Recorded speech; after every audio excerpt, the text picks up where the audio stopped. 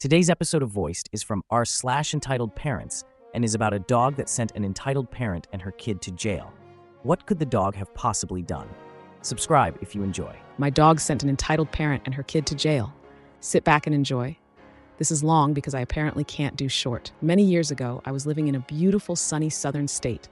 I had a cute little house that was completely fenced in, 5-foot fence in front, 8-foot fence on the sides, and a 10-foot chain link fence in the back. I'm fortunate enough to work from home. My office was my patio unless it was raining. My dog, Sarie, German Shepherd Rottweiler mix, kept me company. At a year old, she was a big girl at 120 pounds. She was generally very sweet and kind, but protective. She was well trained, but also had a knack for disappearing to play with her animal friends, so I kept her on a chain too if we were outside. High school kids in the area tended to use the alleyway behind my house to get to and from school. Most would stop and say hi to Sarie and give her attention. She loved it. I honestly didn't mind. One day, I noticed that anytime Sarie was alone outside, some kids would rattle the back fence, throw things at it, then scream and yell at Sarie. The kids would run off before I could see who they were. In case things got worse, I bought some security cameras and brought Sarie with me anytime I went inside when the kids were around. One day, I had to grab some work in the house and left Sarie outside for just a moment. From inside, I heard the fence rattle and then Sarie yelp in pain. I rushed outside just in time to see a kid try to throw a rock at Sarie, along with some other kids. I was very upset. As I rushed over to Sarie, I calmly asked them, "Did it ever occur to you to wonder why I keep my dog chained in a fenced yard?" Then I unhooked her. Sarie ran at my back fence and climbed over it. The kids started running down the alley with Sarie right behind them, barking away. I let her go about half a block, then whistled for her. She came trotting back, all happy as can be. I checked her over and gave her a treat. She was fine. A couple of hours later, one of the kids came back with his mother. "You horrible person. You had your dog attack my son. He was only having a fun time. He's just a boy." Kid was at least 16 years old. "You scared him. It was just a joke. You had no right to do that. I'm calling the police and having that dog shot." Blah, blah, blah. I literally couldn't get a word in. Then she starts threatening me. So I called the police. The operator could hear her plain as day, even though the entitled parent was at least 40 feet from me. The police showed up in about 5 minutes. 2 cars, I guess they were in the area. 4 officers, all very nice guys. 2 officers came to talk to me. The other 2 talked to the entitled parent, EP, and her son. The entitled parent, EP, never stopped screaming and cursing. I explained what happened and showed the video to the officers. Showed all of Sarie's vet and training paperwork. I filed a report, asked to press charges. The officers were petting Sarie all the while because she was demanding attention from her new friends. She had her happy face on. Yes, Sarie actually smiled. The 3 of us and Sarie, on a leash, go outside towards the other group. We're about 10 feet from them when Sarie suddenly cuts in front of me to stop me and starts growling. The skin around her face went tight, making it look like a hair-covered skull. The hair on her back raises up. Sarie is very scary when she's like that. "See, that woman raised that dog to attack black people. That is a racist comment. That dog needs to be put down." The 2 officers that were with me were African American, so no. That part always annoys me, so I included it. I called back one of the officers that I had been talking to. He didn't want to come too close as Sarie was showing large teeth, so I moved back towards my house. As quietly as I could, I told the officer that either entitled parent or her kid were carrying a gun. That's why Sarie started getting protective. It had happened several times before. I guess to err on the side of caution, or to shut me up, he decided to search EP and kid. EP had an unregistered gun. Kid had a 6-inch switchblade, not legal in that state.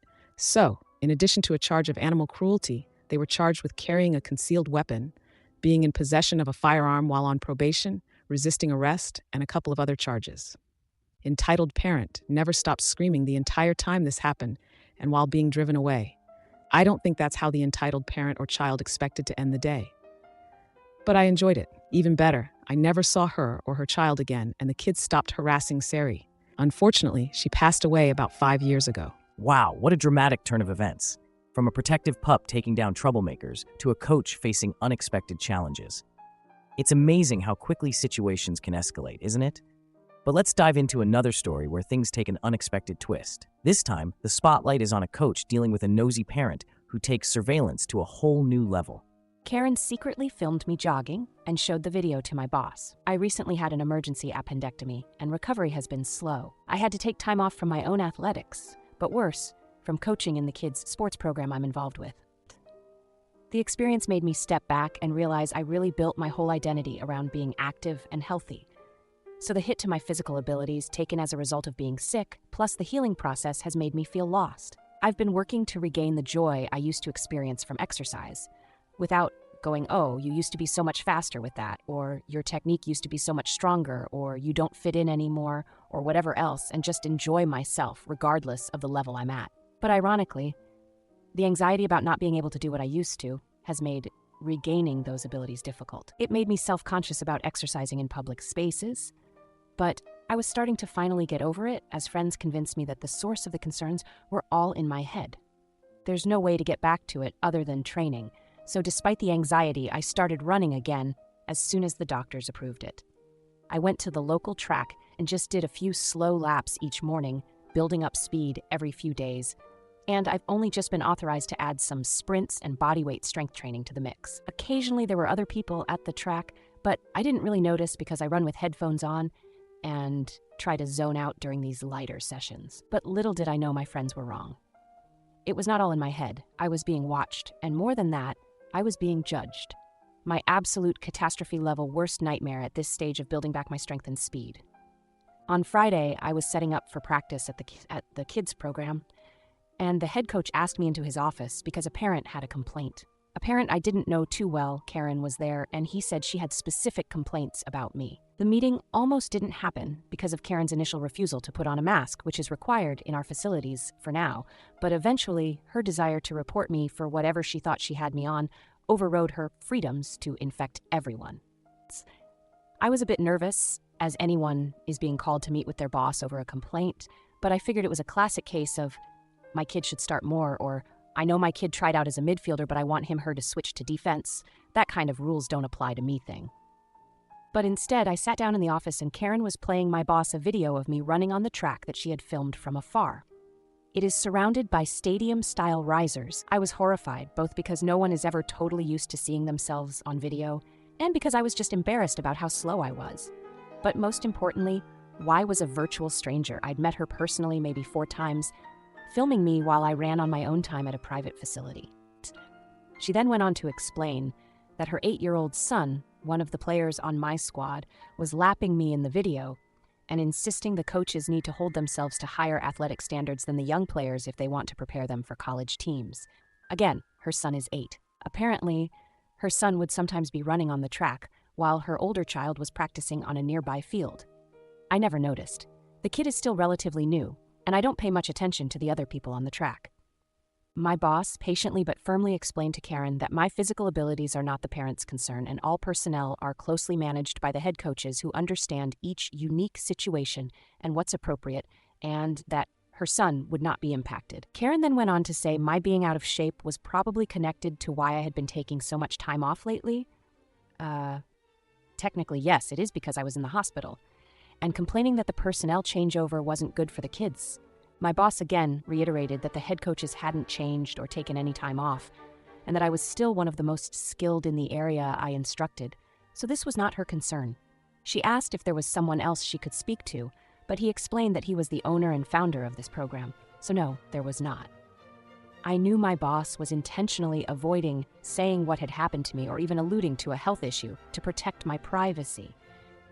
But I figured maybe being transparent with her would show her how ridiculous she was being and keep her tuition dollars in our program during a difficult time for sports clubs. But when I explained, she just turned to the boss and said, well, maybe you should put her on leave until she's healed and bring on a healthy coach in the meantime because my son needs someone out there who can keep up with him.